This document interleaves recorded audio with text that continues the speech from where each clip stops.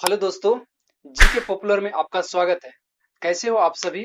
I hope आप सभी अच्छे होंगे। आज हम सीखेंगे कुछ महत्वपूर्ण जीके क्वेश्चन।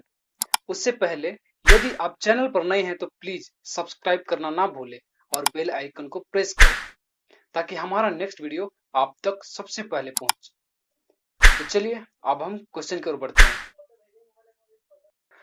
आज का पहला क्वेश्चन है, जिला न्यायाधीश किसके नियंत्रण के अधीन होता है? ऑप्शन है ए राज्य सरकार, बी उच्च न्यायालय, सी उच्चतम न्यायालय, डी राज्यपाल। दोस्तों आंसर है बी उच्च न्यायालय। अर्थात जिला न्यायाधीश जो होता है उच्च न्यायालय के नियंत्रण के अधीन होता है। दूसरा क्वेश्चन है, सामाजिक न्याय का क्या अर्थ है?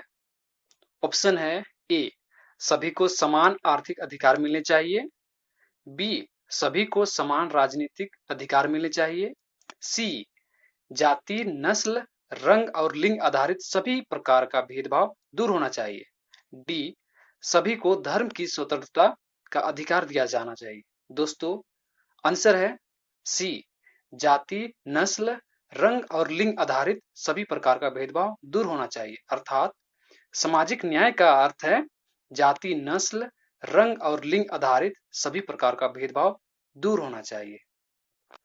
तीसरा क्वेश्चन है, स्वतंत्रता के लिए क्या अनिवार्य है?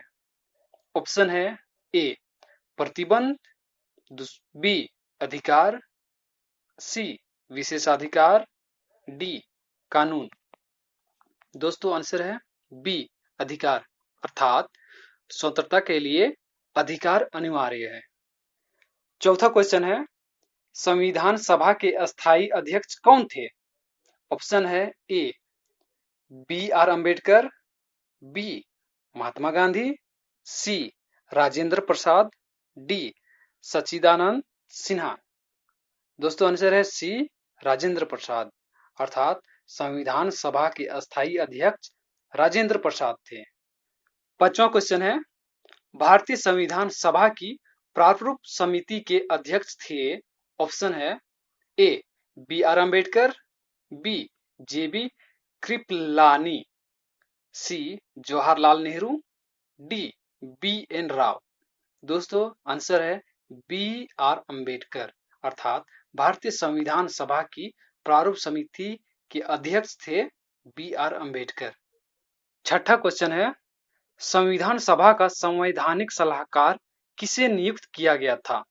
ऑप्शन है A B R Ambedkar, B B N Rao, C K M Munshi, D Vallabh भाई पटेल। दोस्तों आंसर है बी बी एन राव। अर्थात संविधान सभा के संवैधानिक सलाहकार बी एन राव को नियुक्त किया गया था। क्वेश्चन नंबर 7, संविधान सभा ने अंतिम रूप से संविधान को कब पारित कर दिया? ऑप्शन है 26 जनवरी 1950, बी 15 अगस्त 1947, सी 26 नवंबर 1949, डी 2 अक्टूबर 1950। दोस्तों आंसर है सी 26 नवंबर 1949। अर्थात संविधान सभा ने अंतिम रूप से संविधान को 26 नवंबर 1949 को पारित कर दिया। क्वेश्चन नंबर 8, भारतीय संविधान किस दिन से पूर्णतः लागू हुआ? ऑप्शन है ए 26 जनवरी 1949, बी 26 नवंबर 1949, सी 26 जनवरी 1950, डी 15 अगस्त 1947। दोस्तों आंसर है सी 26 जनवरी 1950। अर्थात भारतीय संविधान को 26 जनवरी 1950 में पूर्णतः लागू किया गया। क्वेश्चन नंबर 9, भारत गणतंत्र कब हुआ? ऑप्शन है ए 15 अगस्त 1949, बी 26 नवंबर 1949, सी 26 जनवरी 1949, डी 26 जनवरी 1950। दोस्तों आंसर है डी 26 जनवरी 1950। अर्थात 26 जनवरी 1950 को भारत गणतंत्र हुआ। क्वेश्चन नंबर 10, भारत एक गणतंत्र है, इसका अर्थ है? ऑप्शन है ए सभी मामलों में अंतिम अधिकार जनता के पास है, बी भारत में संसदीय शासन व्यवस्था है। सी, भारत में वंशानुगत शासक नहीं है। डी, भारत राज्यों का एक संघ है। दोस्तों, आंसर है सी, भारत में वंशानुगत शासक नहीं है। अर्थात भारत एक गणतंत्र है, इसका अर्थ है भारत में वंशानुगत शासक नहीं है। क्वेश्चन नंबर 11, संविधान सभा द्वारा अंतिम रूप से पारित संविधान में कुल कितने अनुच्छेद और अनुसूचियां थी? ऑप्शन है ए 395 अनुच्छेद 8 अनुसूचियां, बी 395 अनुच्छेद 10 अनुसूचियां, सी 375 अनुच्छेद 7 अनुसूचियां, डी 444 अनुच्छेद 12 अनुसूचियां। दोस्तों, आंसर है ए 395 अनुच्छेद 8 अनुसूचियां। अर्थात संविधान सभा द्वारा अंतिम रूप से पारित संविधान में कुल 395 अनुच्छेद और 8 अनुसूचियां थी। क्वेश्चन नंबर 12, भारतीय संविधान के किस भाग को उसकी आत्मा की संज्ञा दी गई है? ऑप्शन है ए मूल अधिकार, बी प्रस्तावना, सी संवैधानिक उपचारों का अधिकार, डी संशोधन प्रक्रिया। दोस्तों, आंसर है सी संवैधानिक उपचारों का अधिकार। अर्थात भारतीय संविधान के संवैधानिक उपचारों का अधिकार भाग को उसकी आत्मा की संज्ञा दी गई है। क्वेश्चन नंबर 13, भारतीय संविधान की कौन सी विशेषता इंग्लैंड से ली गई है? ऑप्शन है संसदीय प्रणाली, बी संघीय प्रणाली, सी मूल अधिकार, डी मूल कर्तव्य। दोस्तों, आंसर है ए संसदीय प्रणाली। अर्थात भारतीय संविधान की संसदीय प्रणाली विशेषता इंग्लैंड से ली गई है। क्वेश्चन नंबर 14, वर्तमान में भारतीय संविधान में कुल कितनी अनुसूचियां हैं? ऑप्शन है ए 8, बी 10, सी 12, डी 14। दोस्तों, आंसर है सी 12। अर्थात वर्तमान में भारतीय संविधान में कुल 12 अनुसूचियां हैं। क्वेश्चन नंबर 15, भारत संघ में शामिल राज्यों तथा संघ शासित क्षेत्रों का उल्लेख भारतीय संविधान की किस अनुसूची में है? ऑप्शन है ए प्रथम, बी द्वितीय, सी तृतीय, डी चतुर्थ। दोस्तों, इसका आंसर है प्रथम। क्वेश्चन नंबर 16, भारतीय संघ में किसी राज्य को सम्मिलित करने का अधिकार किसे है? ऑप्शन है ए राष्ट्रपति, बी संसद, सी प्रधानमंत्री, डी लोकसभा अध्यक्ष। दोस्तों, आंसर है संसद। अर्थात भारतीय संविधान में किसी राज्य को सम्मिलित करने का अधिकार संसद को है। क्वेश्चन नंबर 17, भाषाई आधार पर गठित भारत का प्रथम राज्य था। ऑप्शन है ए हरियाणा, बी केरल, सी तमिलनाडु, डी आंध्र प्रदेश। दोस्तों, आंसर है आंध्र प्रदेश। अर्थात भाषाई आधार पर गठित भारत का प्रथम राज्य आंध्र प्रदेश था।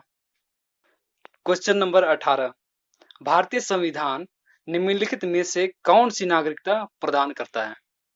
ऑप्शन है ए एकल नागरिकता, बी दोहरी नागरिकता, सी ए एवं बी दोनों, डी उपरोक्त में से कोई नहीं।